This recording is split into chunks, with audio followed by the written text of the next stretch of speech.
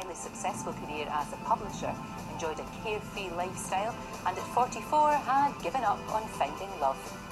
In 2005, she travelled to Morocco to do some research for a new novel, and while there, she met Abdul.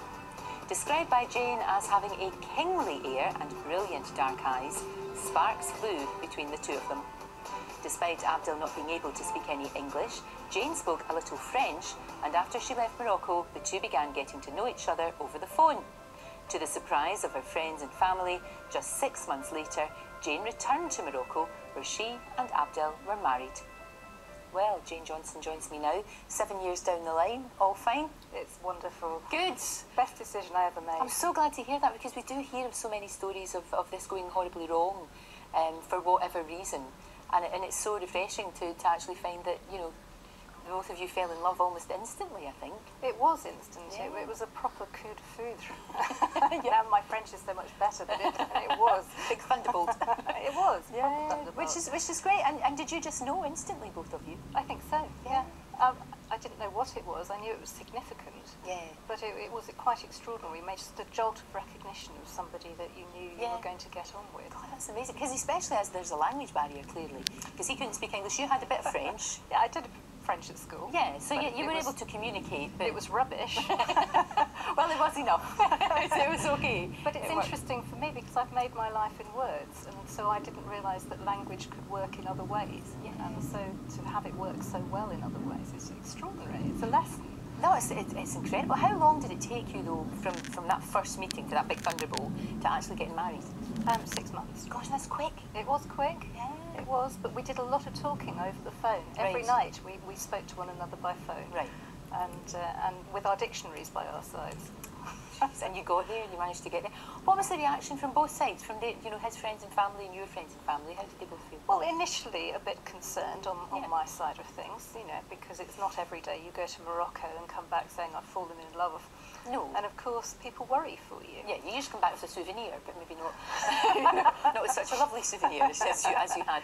But generally they realised how happy you were. Well, people know who I am, yeah. That I'm not a little girl, and I know my own mind.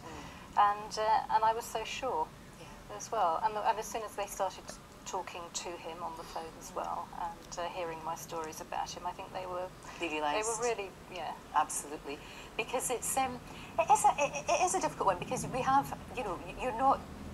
this wasn't a story of somebody wanting to come to Britain to live and get a passport and get all of that. It was nothing, because we've heard those terrible stories, and it's such a shame. But this was so not that at all, because he's a businessman, and he's got his own restaurant. He's very, very happy in his own country. No, exactly, and it's a very equal relationship, and that's what makes it work. We were both the same age, and so we split our time, 6 months here, 6 months there. Right. So, gosh, you must have very different lives then. So when you're there, I mean, do you help out with the restaurant, and do you help out with everything that's going on? Well, occasionally. It's quite busy being a writer and a publisher. Yeah. But yes, I do peel vegetables. There you are. We have photographic proof. There I am. I'm sure some of your friends would love that picture. The housewife. Yes, they won't have seen me in that mode very often. I'll be giving them a good laugh. I'm extremely undomesticated usually. So you've got that life there, and then over here as well. But of course, being a writer, because the new book, which is The Sultan's Wife, which was partly research when you went over there, wasn't it? That was the reason that I went out, was to research a novel about Barbary pirates stealing people from the Cornish coast in the 17th century. Right. And they sold them into the slave markets in North Africa. And it was a piece of history that people didn't really know very much about. But over the course of 200 years, nearly 1 million Europeans were sold into the white slave trade, which is quite extraordinary. You don't hear about that. You absolutely don't. And I had an ancestor taken in the raid on Mounts Bay in 1625, right. And so that was what I wrote the first book about, and then this second book has also got a woman who's been taken by the Corsairs and sold into the slave trade, and being blonde and fair, expensive, so ends up in the Sultan's harem. Sounds very interesting and intriguing, it really does. What a great setup though, because you've got, you know, when you go over there, that's when you can research and you can work and you can do, and if you're a writer, you can write anywhere, really. Exactly. You know, it's fine. And as a publisher as well, because I'm working electronically. Of course. All the time. So actually, that sort of flexibility is very, very good for clearing your head, and also as a writer, it's wonderful because you're an observer. And actually to having something new to observe and a new culture to learn, it really is a wonderful way of learning about the new country that you're in. And it's a fantastic country, Morocco. You have to visit. I know, I have not been, but it's on my list of things to do. And that's on my list of things to do as well. Camel riding. It's great fun. You really seem to have sorted it. You know, you really do seem to have sorted it. You've got it all, you seem to have it sorted. Well, it's a good contrast. Yeah. It's not without its problems Of course from not. time to time, but it does make for a very, very nice contrast. And also to live in a culture where money is not the be-all and end-all of life.